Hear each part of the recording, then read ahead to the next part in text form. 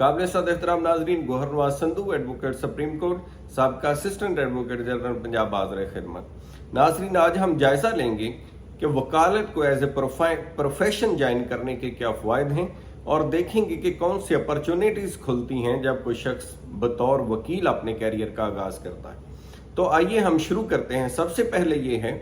कि माजी में जब 3 साल का कोर्स था और 2018 से पहले जब लोग वकालत में आते थे तो उसमें बहुत सारे लोग जो अपनी चॉइस से वकालत में आते, लेकिन कुछ ऐसे भी लोग थे जो मुख्तलिफ जॉब्स के अंदर होते और वहाँ से जब रिटायरमेंट लेते तो साथ साथ लॉ करके वो भी इसके अंदर एंड के ऊपर शामिल हो जाते। और यहाँ बहुत सारे बाकी जो चीज़ें थी एजुकेशन या कैरियर की तलाश के बाद जब दूसरी तरफ कोई ना अपॉर्चुनिटी रहती तो समटाइम ऐसे भी वो चॉइस कर लेते वकालत को। लेकिन 2018 के बाद जब से सुप्रीम कोर्ट ने जजमेंट दी है 2019 SCMR 389, उसमें ये रास्ते बंद कर दिए गए हैं। और लास्ट वीडियो में हमने बताया था कि उसके अंदर लॉ टेस्ट रख दिया गया है, जिसने भी वकालत के अंदर एडमिशन लेना है उसके लिए भी, और जब को वकालत पास कर लेगा तो उसके लिए भी लॉ गेट का एक टेस्ट रख दिया गया है कि वो पास करना ज़रूरी है। और FSC के बाद 5 साल का कोर्स कर दिएगा 3 साल की बजाय। जब ये सब कर दिया गया है तो एक तरह से उन लोगों का रास्ता रोका गया है जो इसको बाई चॉइस नहीं करना चाहते थे।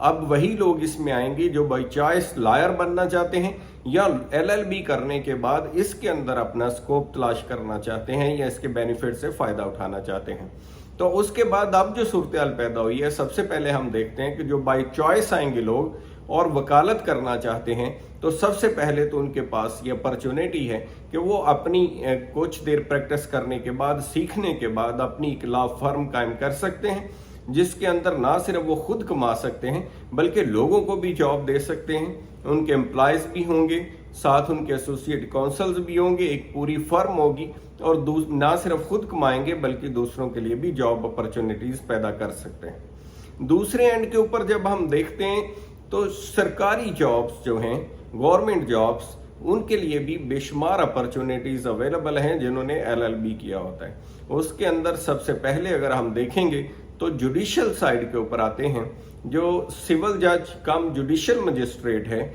जब किसी भी वकील की 2 साल की प्रैक्टिस हो जाती है तो उसके लिए ये चैप्टर खुल जाता है, अपॉर्चुनिटी होती है, वो पोस्टें आती हैं, पब्लिश होती हैं न्यूज़पेपर के अंदर, मुतलका हाई कोर्ट पब्लिश करती है और वो सारे एग्जाम को मैनेज करती है। तो वो बतौर सिविल जज कम जुडिशल मजिस्ट्रेट, यानी अगर वो सिविल साइड पे काम करेंगे तो सिविल जज होंगे, क्रिमिनल साइड पे काम करेंगे तो मजिस्ट्रेट्स होंगे। तो उनके एग्जाम होते हैं, उसके अंदर वकला जिनकी 2 साल की प्रैक्टिस होती है वो एग्जाम में हिस्सा ले सकते हैं और एज ए पास करने के बाद, इंटरव्यू के बाद एज ए जज अपने कैरियर का आगाज कर सकते हैं। तो आप देखते हैं जो शख्स जज बन जाता है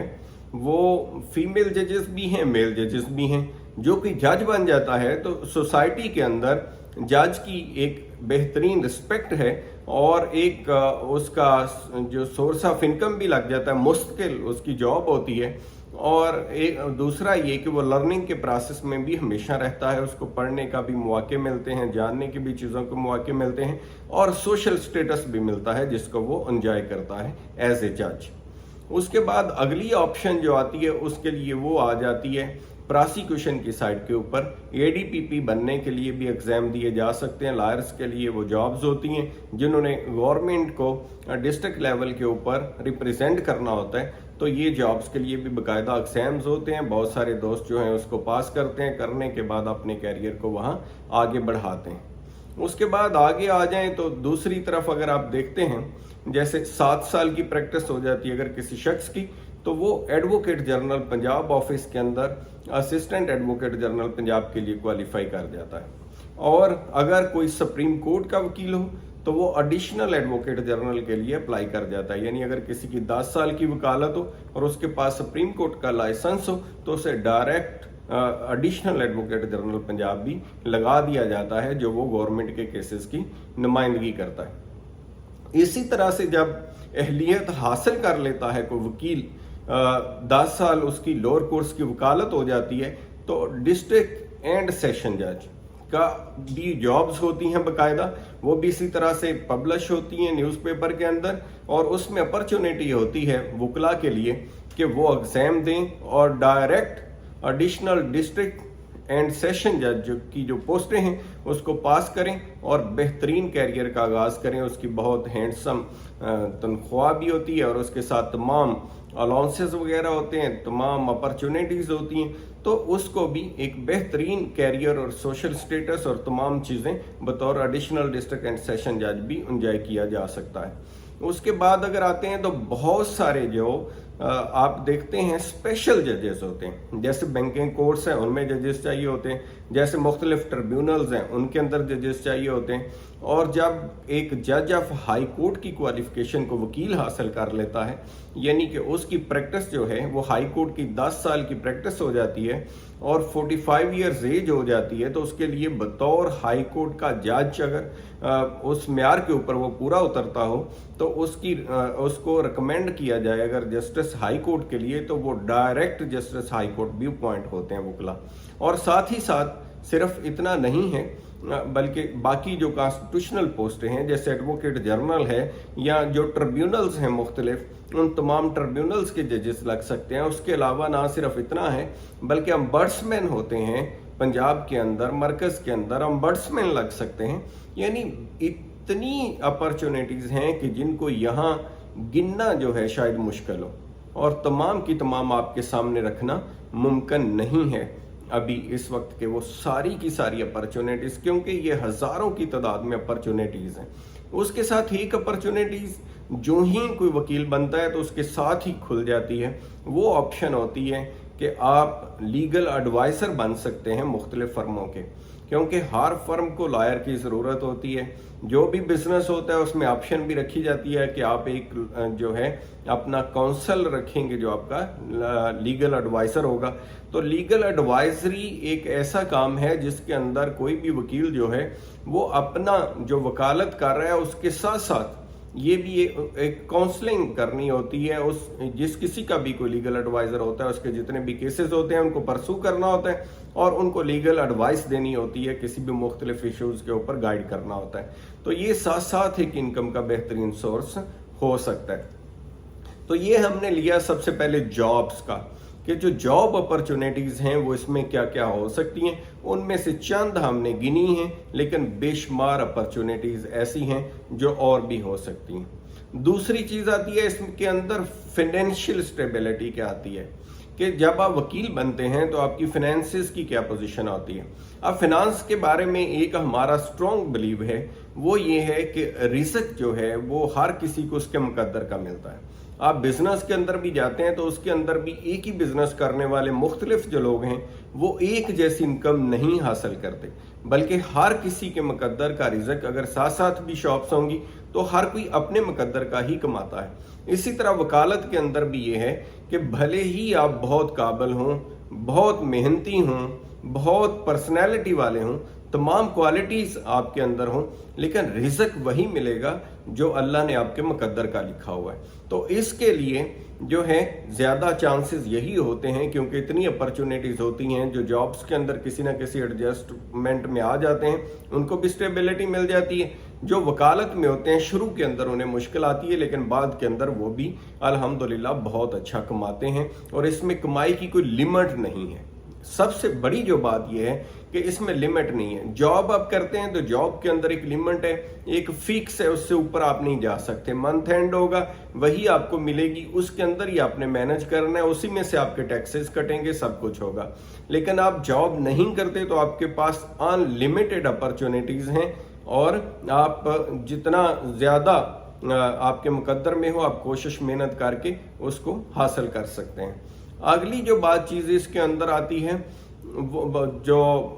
बेनिफिट के तौर पे या इन चीज़ों के तौर पे है वो है सोशल स्टेटस। अब सोशल स्टेटस ये है क्योंकि आप सोसाइटी के अंदर एक रहते हैं, मुआशरे में जिसमें रहते हैं, तो हर कोई चाहता है कि उसकी सोसाइटी के अंदर एक रिस्पेक्ट हो, लोग उसको रिस्पेक्ट के साथ जानें और उसको एक्नॉलेज करें, इज्जत दें। तो उसमें ये चीज़ है कि सबसे पहली ये चीज़ होती है जब आप लॉ ग्रेजुएट होते हैं तो आपको क्योंकि तमाम कवानीन का पता होता है, और यहाँ हमारी जो सोसाइटी है यहाँ आप देखते हैं कि हर बंदे को कोई ना कोई मसला है, हर बंदे को जैसे जहां आप अगर आप मोहल्ले में भी देखेंगे, शहर में देखेंगे, जहां से गुजरेंगे तो आपको एक एक शख्स को कई कई मसाइल नजर आएंगे जिनमें वो घिरा हुआ नजर आएगा। तो ऐसी सिचुएशन के अंदर हर शहरी को कहीं ना कहीं वकील की जरूरत पड़ती है। तो लोग हमेशा वकला से जो उनके इर्द गिर्द हों अच्छे मरासम रखना चाहते हैं ताकि कोई भी ऐसी मुश्किल हो, क्योंकि वकालत वाला एक ऐसा काम है जो एक्सपर्ट बंदा है उसी को पता है ये सारे मामलात को डील करने का। तो लोग उसके साथ एक अच्छा ही तल्लक रखते हैं कि वो किसी वक्त भी वकील साहब की ज़रूरत पड़ सकती है। तो इस तरह से ये वो चीज़ें थी जो हम डिस्कस कर रहे थे कि किसी वकील के हवाले से उसको क्या अपॉर्चुनिटीज़ होती हैं, क्या फ़वाइद होते हैं। इसके अलावा भी बेशुमार फ़वाइद हैं जो लॉ ग्रेजुएट्स होते हैं, आप देखते हैं जैसे पॉलिटिक्स के मैदान के अंदर या बाकी चीज़ों के अंदर, तो उसमें भी लोगों के पास लॉ ग्रेजुएट्स, अगर आप सिंपल LLB किया है, आपने प्रोफेशन के तौर पे इसको नहीं भी ज्वाइन किया, तो आप तमाम शोबे के अंदर अगर फर्ज करें आप कंपटीशन के एग्जाम में जाते हैं तो आप देखें मोस्टली जो लोग कंपटीशन में जाते हैं वो हमेशा लॉ को ज़रूर प्रेफर करते हैं कि उनका नॉलेज बढ़े और वो इसको ज़रूर अपने साथ साथ एजुकेशन के तौर पे भी रखते हैं। जो लॉयर्स हैं, जो पार्लियामेंटेरियन हैं, पार्लियामेंटेरियंस का आप देखते हैं कि क्योंकि फंडामेंटल जो काम है पार्लियामेंटेरियंस का वो है लॉ मेकिंग,